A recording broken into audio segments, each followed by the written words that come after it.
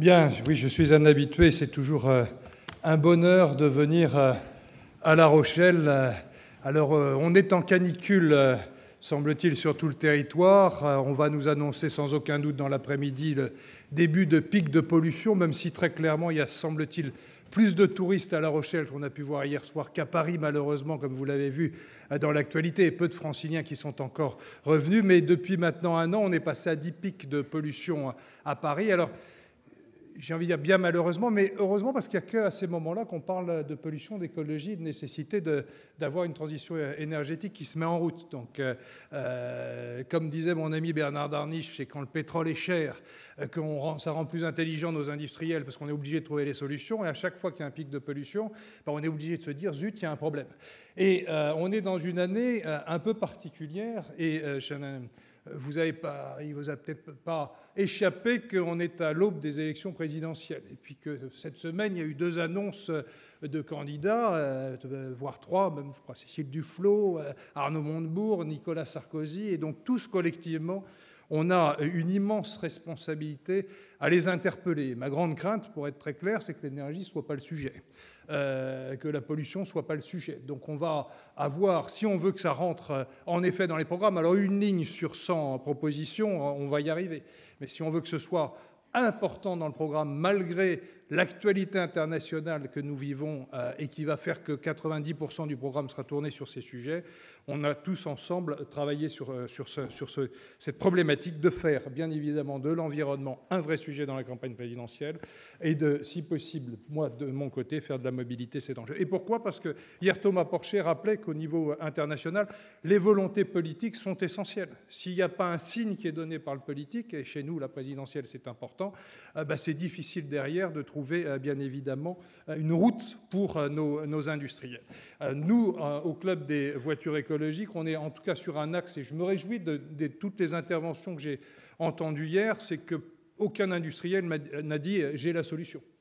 Il n'y a pas de solution miracle. Il y a une somme de solutions dans la mixité énergétique et je rêve d'un ministre demain de l'industrie ou de l'écologie qui dise la solution, c'est la mixité énergétique. C'est aux industriels de faire émerger des solutions et à la société de s'adapter. Quand on dit on fait de l'électrique la solution, l'électrique c'est formidable, mais ce n'est pas la seule solution. Elle n'est pas adaptée à tous les déplacements. Et aujourd'hui, on le voit. Et ce qui est formidable, c'est que chaque année, il y a une énergie nouvelle. Hier, j'ai découvert le méthanol.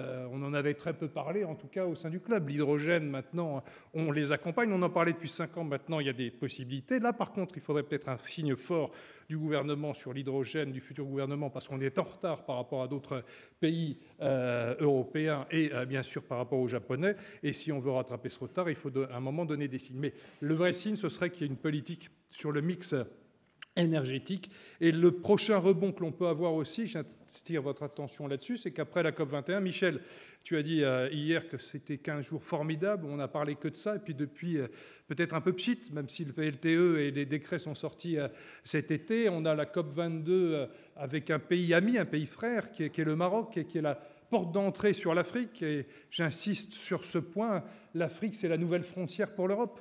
Dans 35 ans, il y a 1 milliard d'Africains de plus. La croissance est en Afrique, elle n'est pas chez nous. Les jeunes sont au sud, les vieux sont au nord. Donc nos entreprises peuvent aller chercher des marges de croissance et notamment, je reviens dessus, sur les véhicules écologiques. Moi, je fais le pari que la voiture électrique, par contre, est un sujet extraordinaire dans les capitales africaines non productrices de pétrole. Et nous avons des start-up françaises, on en écoutera une tout à l'heure, et des entreprises qui sont bonnes dans le photovoltaïque. L'autoconsommation, le réseau n'existe peu en Afrique. Donc ils peuvent aussi passer au-dessus du réseau. L'autoconsommation avec du photovoltaïque dans son jardin pour pouvoir avoir une voiture électrique de sa deuxième voiture, ce qui est le cas de toutes les classes moyennes en Afrique, et pour payer beaucoup moins cher son déplacement, en polluant moins, ce sont des enjeux absolument formidables sur lesquels nos entreprises doivent aller au sud pour essayer de trouver une part de leur croissance, de leur développement. Je pousse même mes amis agriculteurs, on reviendra aussi sur les sujets, bien évidemment, du bioéthanol, de la méthanisation, où l'agriculture a des enjeux phénoménaux, bien évidemment, pour créer de l'énergie avec ces produits, mais l'Afrique peut aussi être un continent formidable pour cela. Alors la COP22, Je vous invite tous à y aller, bien évidemment. Notre amie Hakima El Haïté nous a fait l'honneur de venir à nos rencontres internationales des voitures écologiques. On veut la pousser à ouvrir ce débat sur l'Afrique. Le Maroc veut aussi trouver des solutions. Alors, ils ne pourront pas aller sur le bonus-malus parce qu'il a coûté quand même extrêmement cher, mais je lui ai suggéré au moins pendant 2 ans de faire la gratuité des autoroutes pour l'ensemble des véhicules propres pour entamer une accélération, l'envie d'acheter des véhicules hybrides, hydrogène, bioéthanol, GPL, GNV, qui permettrait de trouver dans la mix énergétique une solution pour rouler aujourd'hui plus écologique.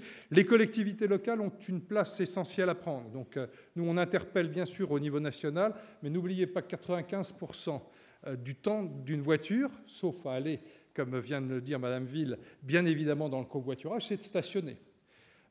Et donc tout ce qui peut permettre d'encourager à acheter des véhicules propres grâce au stationnement. Nous développons, nous, le disque vert qui, cette année, avec M. Bruno Lechevin, a été labellisé ADEME. Donc on a 25 villes, on espère en avoir 100, demain 200.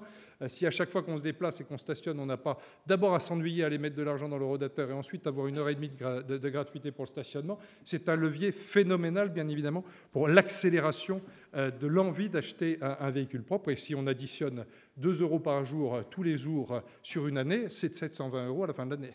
Donc, et si c'est sur un commercial qui se déplace avec une véhicule hybride, bioéthanol ou GPL, eh bien, c'est énormément d'argent qui permet de faire des économies. Et demain, nous croyons beaucoup à cette implication des élus locaux. Donc, n'hésitez pas à bousculer les élus, le maire de votre ville, pour lui dire qu'est-ce que vous faites pour les véhicules électriques, pour les véhicules GPL, pour les véhicules bioéthanol dans la ville. La ministre est partie, mais il y a aussi des sujets de connexion entre les immeubles et le véhicule partagé. Il y a un amendement qui est rentré dans le PLTE, encourager dans la construction d'immeubles neufs, à imaginer d'avoir tout simplement dans le service, il y a l'ascenseur, il y a la cage d'escalier, il y a le parking à vélo, d'avoir 2 véhicules, 3 véhicules électriques autopartagés dès qu'on arrive dans l'immeuble. D'une part parce que c'est du service, donc c'est du bon sens et ça répond à une attente aujourd'hui des consommateurs, mais d'autre part, et là c'est Marie-Noëlle Lienemann qui est venue nous interpeller, et là on est sur le logement, c'est qu'en Ile-de-France, il y a beaucoup de cadres qui ont 2 voitures et la deuxième voiture, c'est un immense coût. Si on peut se passer de la deuxième voiture, ça peut être 300 économies d'euros faits par mois sur le foyer. Et ces 300 économies d'euros faits par mois, c'est ce qui vous permet d'avoir votre logement, soit en accession à la propriété, parce qu'aujourd'hui, à 50 € près, on ne peut pas devenir accédant à la propriété. Donc il y a des mécanismes de complémentarité aujourd'hui extrêmement importants sur lesquels on doit agir et sur lesquels, en effet, aujourd'hui, on peut, par exemple, faire moins de parking dans un immeuble. Faire des parkings, ça coûte cher, c'est 25 000 € le béton coulé. Si on fait moins de parking en échange de véhicules autopartagés, on diminue le coût de construction de l'immeuble et on apporte un service aux populations. Donc nous, on va être dans une situation très de lobbyiste. C'est mon job par ailleurs, vis-à-vis de l'ensemble des candidats, quelle que soit leur couleur politique, pour les interpeller sur la généralisation du disque vert, sur un crédit de télépéage. On pourrait mettre lever 1 milliard d'euros. Aujourd'hui, une année d'autoroute, c'est considéré 1 milliard d'euros. D'ailleurs, François Hollande souhaite ces jours-ci remettre une année de plus pour réinvestir 1 milliard dans les réseaux routiers et mettre de l'argent dans le BTP. Et nous, on dit, si on peut une année, on peut 2 années, parce qu'à un moment, on peut passer de 27 ans à 28 ans supplémentaires sur les concessions d'autoroute, au-delà des débats idéologiques. Mais on met 1 milliard dans la poche des Français. C'est-à-dire qu'on met 1 milliard en crédit de télépéage pour toute l'acquisition de véhicules propres. Et on fait éventuellement un crédit de 500 € à 2 000 €. C'est énorme, 500 €, ça relancerait la filière GPL. 1 000 € donc pour toute la mixité énergétique, bioéthanol, GPL, GNV, on met aujourd'hui 500 €. 1 000 € pour les hybrides, 2 000 € pour les électriques, qui n'ont pas pour vocation à aller nécessairement sur les autoroutes aujourd'hui, malgré le déploiement voulu, bien évidemment, de bornes entre Lyon et Bordeaux, mais on sent bien que cet écosystème doit encore progresser, même si je crois beaucoup aux véhicules électriques, et notamment, on oublie de le dire, dans les campagnes. Ce n'est pas qu'un véhicule pour les bobos parisiens. Bref, les enjeux sont énormes. Nous pouvons y croire, mais on peut y croire que si chacun s'y met. Alors pour tous ceux qui ont ici 2 voitures, n'hésitez pas à passer à une voiture écologique dès demain matin, parce que je suis persuadé que vous pouvez le faire. Donc chacun a son rôle, et n'hésitez pas à interpeller vos élus locaux, et aujourd'hui que l'on joue tous collectifs ensemble en amont des présidentielles pour redonner et à la transition énergétique et à la volonté que nos villes soient plus propres et moins polluées, une forte ambition à l'occasion de ces élections présidentielles, -1, 0. J'ai terminé. Merci à tous.